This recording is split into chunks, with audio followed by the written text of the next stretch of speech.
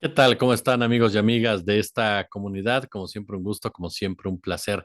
Hablemos en esta oportunidad de el Plan C. El Plan C que como se ha mencionado ya en diversos foros, en diversas opciones, es la meta principal de Morena para las próximas elecciones del 2 de junio, en donde estará en juego no solamente la presidencia de la República, sino también la gobernanza en 9 entidades, la Cámara de Diputados, la Cámara de Senadores y, por supuesto, alcaldías y cabildos en diversos puntos de la República Mexicana. Y la gran pregunta es si es posible, si Morena tiene la capacidad de lograrlo, de alcanzarlo. Me queda claro que para poder llevar a cabo reformas fundamentales en este país requieres tener una mayoría absoluta. ¿Por qué razón? Porque ni el PAN ni el PRI, aun cuando queden en las peores condiciones, van a ceder un ápice en torno a sus propios intereses. Ya han dejado perfectamente en claro, sobre todo el Partido de Acción Nacional, que será, digámoslo así, el menos dañado a final de cuentas después del 2 de junio, piensa echarse para atrás. Claro, hay imponderables, hay situaciones que cambian, hay momentos que son diversos, hay escenarios que pueden modificarse conforme van pasando las semanas y conforme, por supuesto, se van presentando nuevos rostros en la discusión y en la negociación política. Pero si nos centramos, por supuesto, en que este tipo de reformas tocan intereses que van más allá de los partidos, entonces tenemos que pensar seriamente en que vas a discutir con el gran capital, con el poder económico, ese poder económico que por supuesto no cede ante cualquiera y sobre todo le tienes que garantizar beneficios a cambio de que acepte retraerse en su dominio. Por lo tanto, el plan C va a pasar directamente por una negociación con los hombres y con las mujeres del dinero que tienen en los partidos políticos a sus representantes. Y que en el caso concreto del PAN y el PRI han logrado una simbiosis desde hace ya, insisto, mucho, pero mucho tiempo, en donde aquellos que son representantes populares en realidad mienten con este término porque son representantes de una élite. Y ni hablar de lo que sucede en la Suprema Corte de Justicia de la Nación, en donde la llegada de una persona como Lenia Batres, que no forma parte de este círculo, les genera tanta y tanta molestia, incomodidad a este sector de nuestra población, particularmente dedicado a la abogacía, cercano a lo que es al sistema de justicia de este país, que se sienten molestos, se sienten indignados por el hecho de que hable de que quiere atenderse en el ISSSTE, por ejemplo, y no tener seguro de gastos médicos. Ellos dicen es populismo como tal, pues no, realmente no lo es. En realidad no lo es. En realidad me parece que tendría que ser lo que debería, ¿no? A final de cuentas, no sé por qué los señores tienen y señoras tienen seguro de gastos médicos. ¿Por qué se los tenemos que pagar?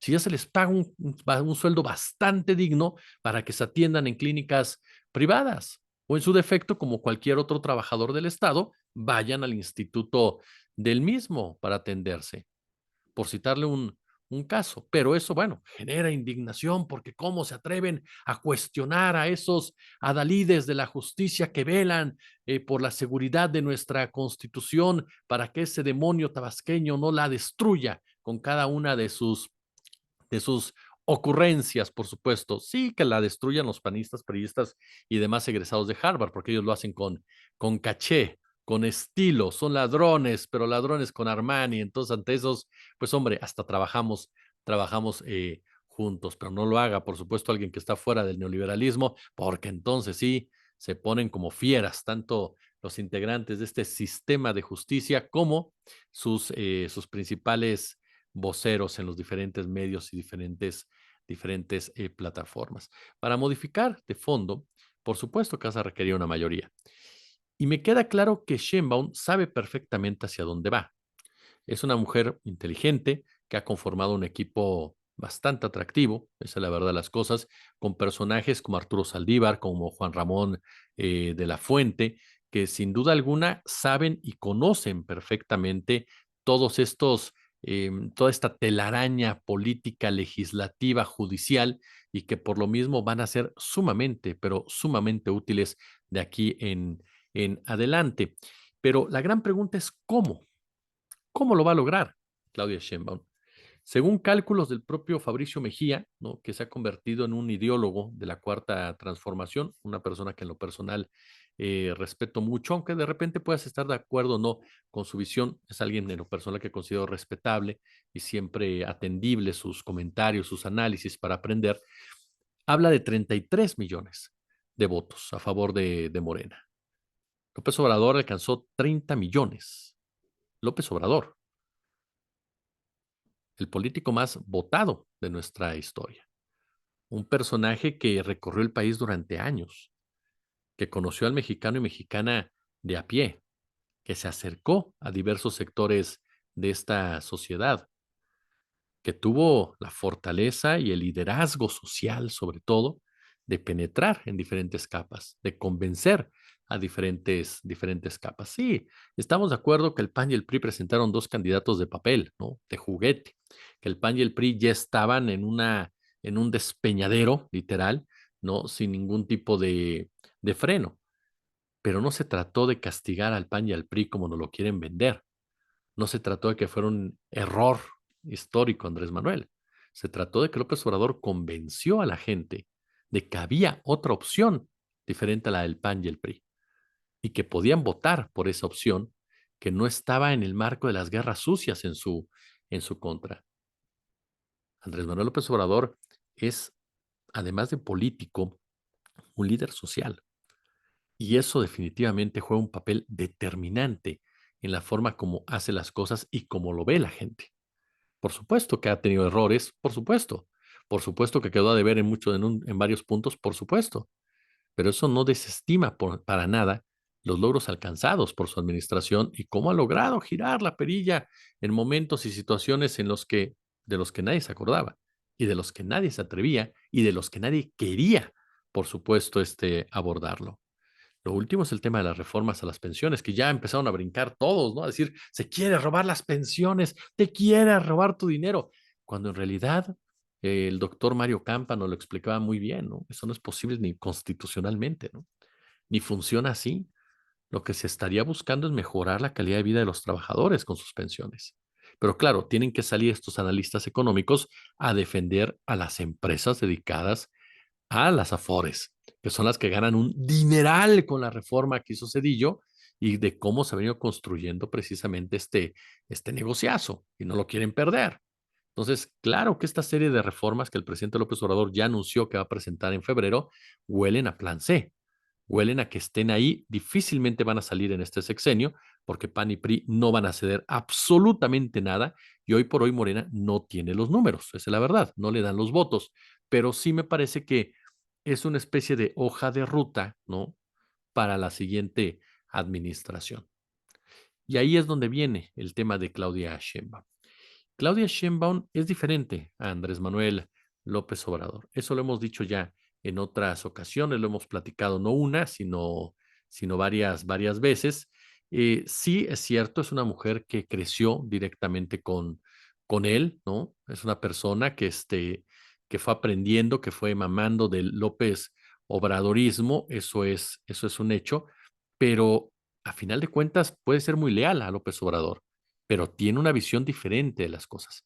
Ella no se formó propiamente en la oposición, ella se formó en la academia científica, se formó en la administración pública, fue miembro del Partido de la Revolución Democrática, nunca del radicalismo de izquierdas ni tampoco de las tribus.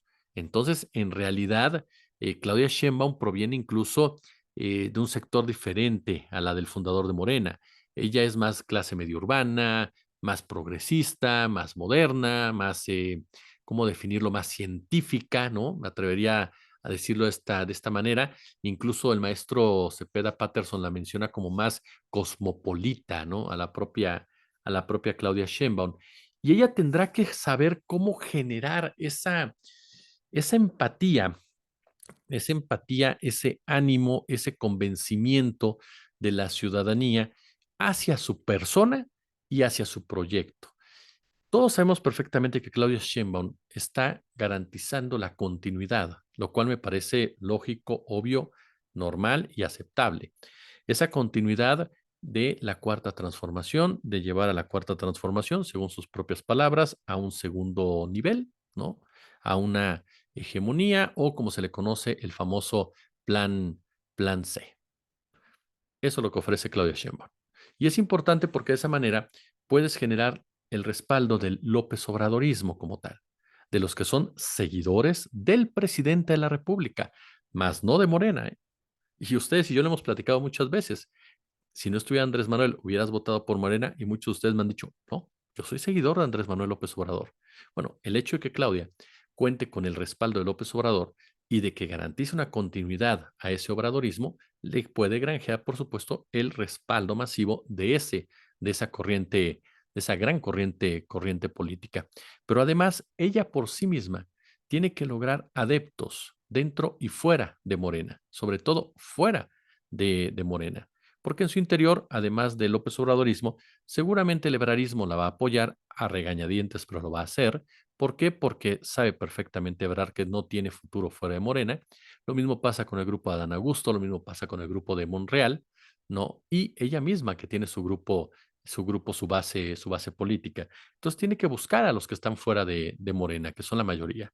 Tiene que convencer a esos sectores que están afuera de su partido de que ella garantiza precisamente que no se va a caer en excesos, que si se le brinda la confianza de tener control absoluto de la Cámara de Diputados y Cámara de Senadores, se va a hacer un buen uso del mismo y que va a ayudar a consolidar un proyecto en donde el país sea mucho más, pero mucho más parejo, a combatir la desigualdad, a combatir las asimetrías, a combatir las injusticias, a que los privilegios se acaben y no porque estén mal que haya privilegios, pero que sean parejos, en pocas palabras, a que las cosas funcionen adecuadamente.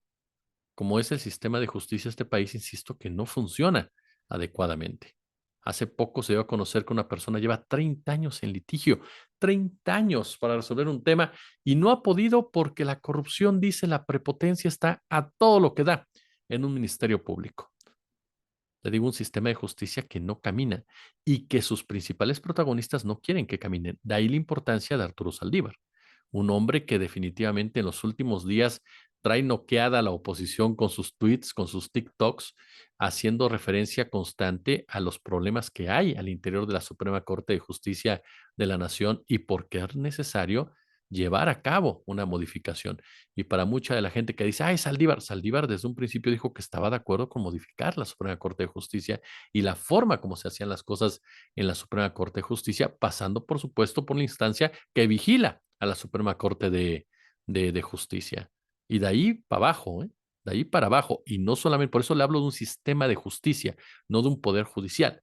Le hablo de un sistema de justicia en su conjunto que requiere mano a fondo, porque las fiscalías, que obviamente no son lo mismo que la Suprema Corte, pero las fiscalías, perdón, no están funcionando y la autonomía que se les dio han servido exclusivamente para crear virreyes que hacen lo que les viene en gana y que siguen respondiendo a esos mismos intereses empresariales, criminales y políticos y que siguen siendo un obstáculo para el acceso a la verdadera justicia. Entonces, también por ahí necesitas meterle mano en este sistema de, de justicia. Sin López Obrador, ¿cómo logras esto? ¿No?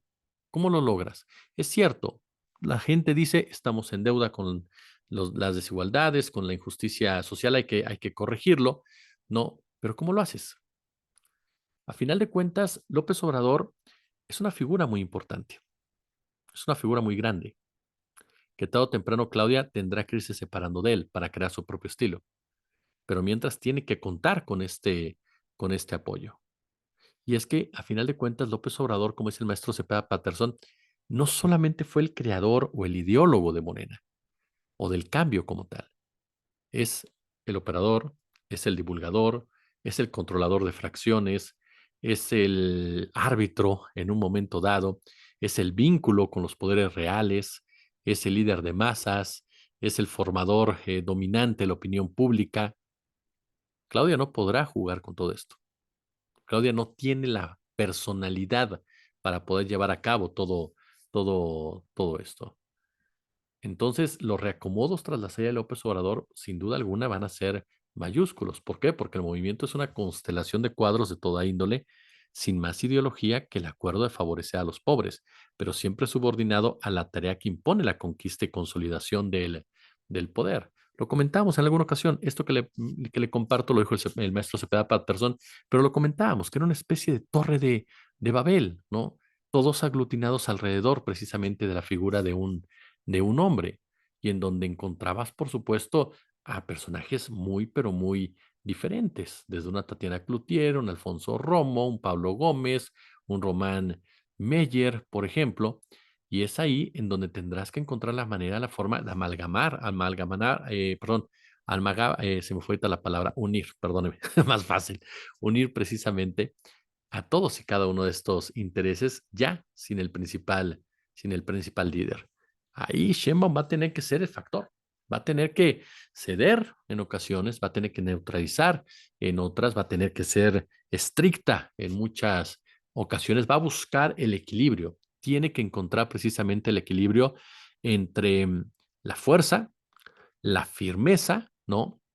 Que eso es determinante, y seguir manteniendo, por supuesto, la empatía y la humanidad, tan necesarias para entender lo que hay más allá de las paredes de Palacio, de Palacio Nacional.